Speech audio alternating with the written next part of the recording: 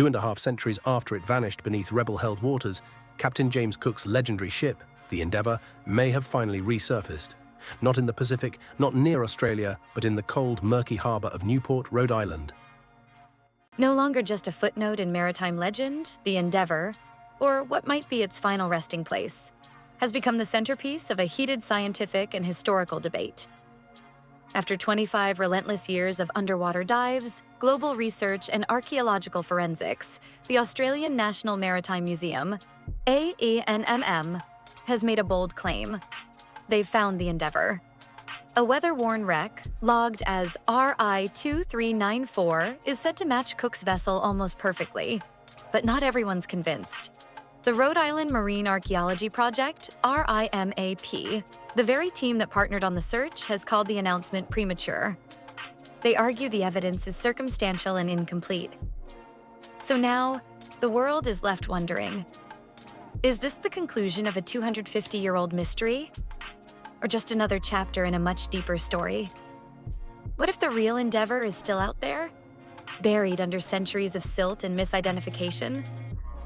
How certain can we truly be when the sea erases its secrets grain by grain? Comment below. If you were in charge of confirming this wreck, what test would you demand? DNA of the wood? An undiscovered bell? A hidden logbook sealed in iron? Before it was famous, it was just a cargo ship.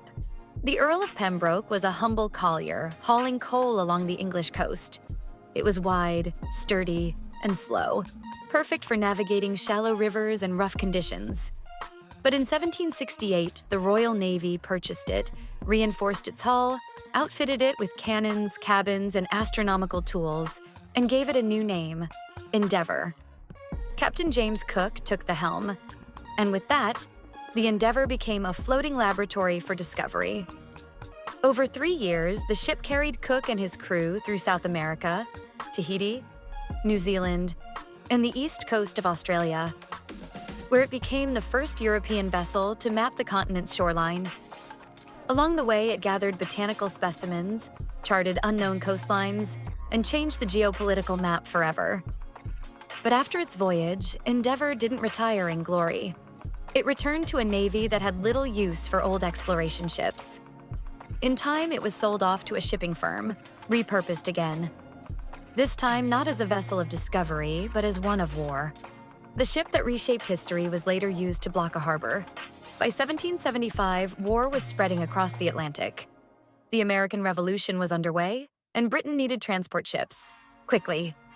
The Endeavour, renamed Lord Sandwich, was pressed into military service again, ferrying British troops and supplies to New England. It was no longer an icon of enlightenment. It was just another cog in an imperial machine. But in 1778, as French and American forces besieged Newport, the British made a tactical decision. To stop enemy ships from entering the harbor, they scuttled 13 of their own vessels, including, most historians now believe, the Lord Sandwich. No ceremony, no last log entry, just a deliberate sinking. And then, silence. For 250 years, the ship lay buried under mud, forgotten by the public and slowly disintegrating, until a few stubborn researchers decided to find her. If you're intrigued by the evidence so far, hit like and tell us what surprised you most. The name change, the quiet sinking, or the idea that one of history's greatest ships was intentionally destroyed. In 1999, the Australian National Maritime Museum began funding dives in Newport Harbour. Alongside RIMAP, they combed through archival records and sonar scans, identifying a handful of potential wreck sites. One stood out, RI-2394. Not because of a bell or a nameplate. Those would have been stripped before the ship went down. But because of its bones. Researchers used 3D laser mapping to examine the wreck's structure, comparing it to original Royal Navy schematics from 1768. Beam width, mast step positions, keel length. The numbers lined up to within millimeters. Even more compelling was a rare construction feature, the stem scarf, a dovetail-like joint found at the front of the ship. It's a detail unique to very few vessels of the time, and Endeavour was one of them. Then came the wood analysis. British oak, felled in the same forests that supplied the Royal Navy. In short, every test matched. It's like a fingerprint match for a ship, said A&M archaeologist Kieran Hosty.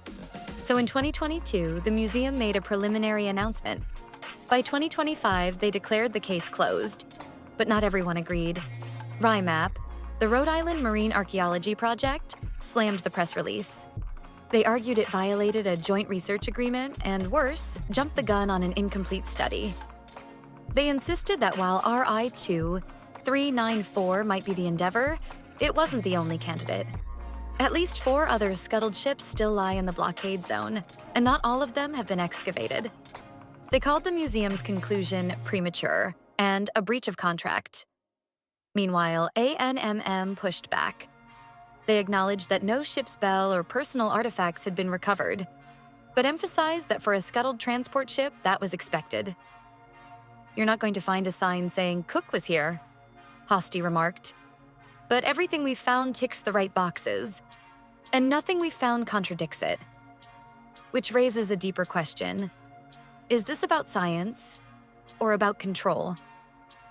When pride, funding, and headlines collide, who gets to write history? Whether RI-2394 is Endeavour or not, its story opens deeper conversations. Because this ship isn't just a vessel, it's a symbol. To some, it represents the golden age of exploration and the birth of modern science.